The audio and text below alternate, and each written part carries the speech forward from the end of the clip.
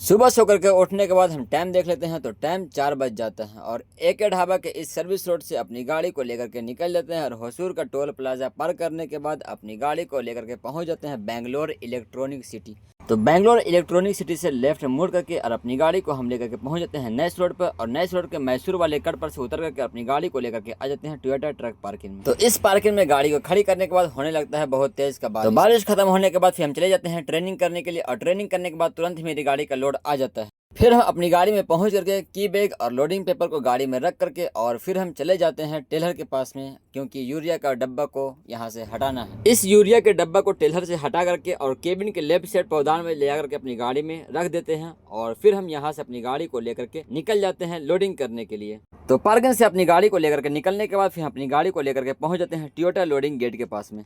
अब हम पहुंच चुके हैं लोडिंग गेट के पास में, तो अंदर कैमरा अलाउ नहीं है, तो अब हम यहाँ से अपने कैमरा को कर देते हैं बंद। मेरी गाड़ी का लोड हो चुका है और पेपर भी मिल चुका है। तो मेरी गाड़ी का जो लोड हुआ है जो बेंगलोर से तिरुनेलवेली तमिलनाडु का है। तो अभी हम टोयोटा यार्ड के पार्किंग में अपनी गाड़ी को खड़ी करके और जा रहे हैं खाना खाने के लिए। तो चलो, तो टोयोटा यार्ड पार्किंग के पास में अपनी गाड़ी को खड़ी करके और फिर हम चले जाते हैं खाना खाने के लिए और खाना खाने के बाद अपनी गाड़ी को फिर हम यहाँ से लेकर के निकल जाते हैं और बेंगलोर मैसूर एक्सप्रेस वे पर अपनी गाड़ी को खड़ी करके और फिर हम यहीं पर सो जाते हैं।